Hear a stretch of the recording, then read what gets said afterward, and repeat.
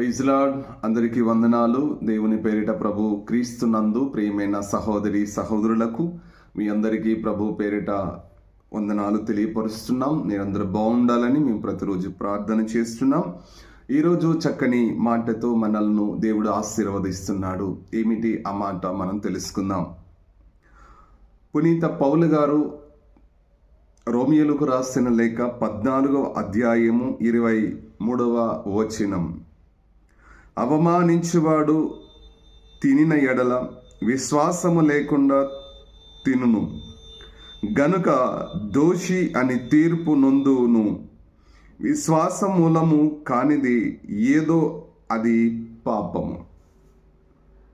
22వ వచనం కూడా చూద్దాం కొంచెం పైకి. మీకున్న విశ్వాసము దేవుని ఎదుట నీ మట్టుకు నీవే ఉంచుకొనుము.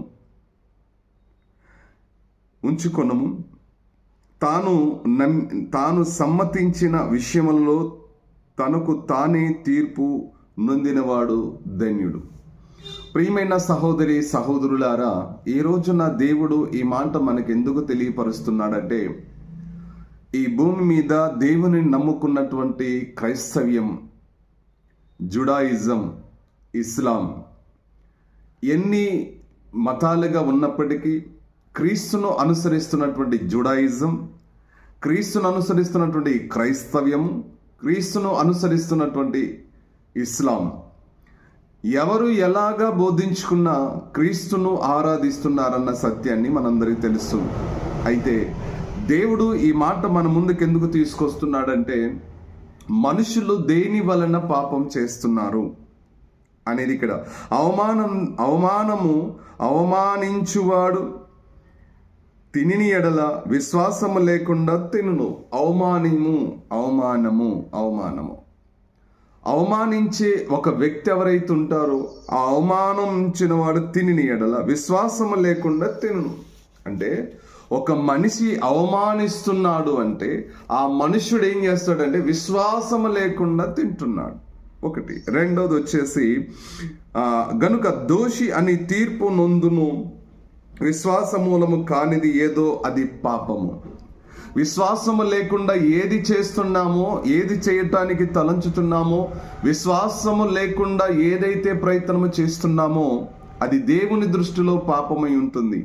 ముఖ్య ఉద్దేశం ఏంటంటే, ఈ మాట మన దేవుడు మన దగ్గరకు తీసుకొస్తున్నటువంటి గొప్ప సందేశం ఏంటంటే, ఈరోజు జుడాయిజం అయినను, క్రిస్టియన్స్ అయినను, ఇస్లాం అయినను దేవునిను విశ్వాసముతోనే ప్రార్థన చేయమన్నాడు.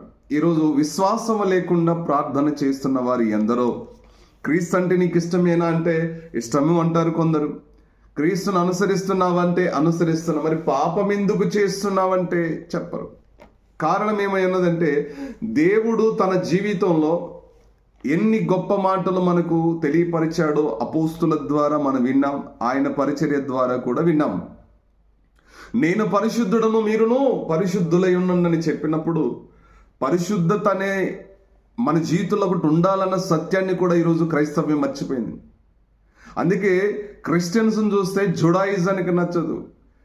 ఏంటి, క్రిస్టియన్స్ని చూస్తే ఇస్లాంకు నచ్చదు, ఇస్లాం చూస్తే క్రిస్టియన్స్కి నచ్చదు, క్రిస్టియన్ అంటే జుడాయిజానికి నచ్చదు. అంటే వీళ్ళందరూ ఆరాధించేది ఎవరంటే క్రీస్తునే. మరి క్రీస్తుని ఆరాధిస్తున్నప్పుడు విశ్వాసంతోనే ఉన్నావు కదా, మరి ఇంకా ఎదురుగున్న ఒక వ్యక్తిని అవమానించుటకు ఎలా వచ్చిందంటే, ఇంకోటి చెప్పున, విశ్వాసము ద్వారానే పాపం పుట్టుకొస్తుంది. పాపము వలన వచ్చిన జీతము మరణం అన్నారు.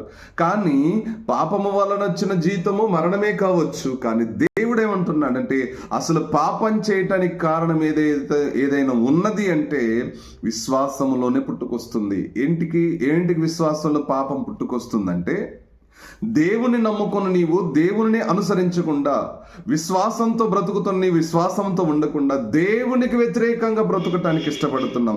దేవునికి వ్యతిరేకమైన నిర్ణయాలు, దేవునికి వ్యతిరేకమైన పదజాలము, దేవునికి వ్యతిరేకమైనటువంటి తప్పుడు ఆలోచన, తప్పుడు నిర్ణయం, తప్పుడు స్వభావం, తప్పుడు మాటలు. నీ ఎదురుగా ఉన్న ఒక వ్యక్తిని ప్రేమించడం చేత కాదు, నీ ఎదురుగా ఉన్న వ్యక్తిని గౌరవించడం చేత కాదు. మళ్ళీ క్రీస్తును ఆరాధిస్తూ క్రీస్తును ప్రేమిస్తున్నావు, క్రీస్తు సన్నిధిలో ఉంటావు, క్రీస్తు మధ్యన ఉంటూ క్రీస్తు లాంటి స్వభావాన్ని సంపాదించుకోలేకపోతున్నాం.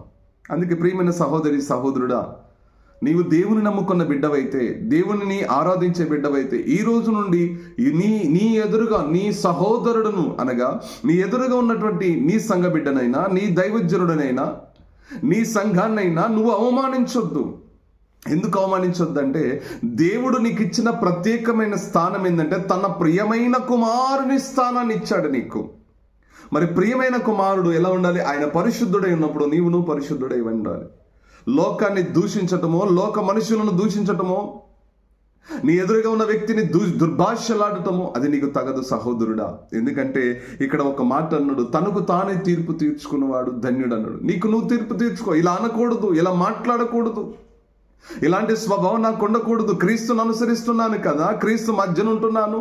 ప్రతి శుక్రవారము, ప్రతి శనివారము, ప్రతి ఆదివారము, ప్రతి మంగళవారము, ప్రతి బుధవారము ప్రేయర్ టైంలో నేను దేవుణ్ణి అనుసరిస్తున్నాను కదా, మరి నాలో ఎందుకు ఈ తప్పుడు ఆలోచన, ఈ తప్పుడు నిర్ణయం అని నీకు నువ్వు తీర్పు తీర్చుకుంటూ నువ్వు ధన్యుడు అయిపోతున్నావని రోమయ్యులకు రాసిన లేఖ 14:22 వచనంలో తెలియపరుస్తున్నాడు. నీకు నువ్వు తీర్పు తీర్చుకో. ఇలా మాట్లాడటం నాకు కరెక్ట్ కాదు. దేవుని చిత్తాన్ని చేయవలసిన నేను, దేవుని సేవ చేయవలసిన నేను, దేవుని సన్నిధి నుండి సాక్షిగా బ్రతకవలసిన నేను ఇలాంటి దుర్భాషలాడటమో, ఒక వ్యక్తిని అవమానించటమో ఇది నాకు కరెక్ట్ కాదని మనం సరి చేసుకున్నప్పుడే దేవుని రాజ్యాన్ని మనం కట్టగలము. దేవుని రాజ్యం ఎక్కడుందంటే ఎక్కడో లేదు, అది నీ మధ్యనే ఉంది, నీ హృదయంలోనే ఉంది. నీ మందిరంలో నీవు దేవుని రాజ్యాన్ని కట్టాలి. నీ మనస్సును, నీ ఆలోచన, నీ తలంపులు, నీ ప్రవర్తన మొత్తం మారిపోతే పరిశుద్ధాత్మ దేవుడు నీ సన్నిధిలోకి వస్తాడు. క్రీస్తు ప్రభు నీ సన్నిధిలోకి వస్తాడు. ఆయన నీతో ఆయన కూర్చొని ఇద్దరు ఆశీర్వాదకరంగా దేవుని యొక్క సత్యాన్ని ప్రజల మధ్యకు తీసుకువెళ్తావు. ప్రియమైన సహోదరి సహోదరుడా, ఎవరిని అవమానించకు, ఎవరిని బాధ పెట్టకు. నీ వలన నీ పొరుగు వారిని ప్రేమించాలి తప్ప నీ పొరుగు వారిని అవమానించి పాపమును మూట కట్టుకోమాక. ఆ పాపము వలన వచ్చిన జీతము మరణమై ఉంటుంది. కానీ ఆ మరణానికి ముందు అనేక శ్రమలను అనుభవించాల్సి వస్తుంది. ఎన్నో శ్రమలు, ఎన్నో ఆటంకాలు ఎదుర్కోవాల్సి వస్తుంది. కనుక ప్రియమైన సహోదరి సహోదరుడా, నిన్ను నీవు దేవునికి కనపరుచుకొనుము. దేవుడు నిన్ను ఆశీర్వదించును గాక. God bless you.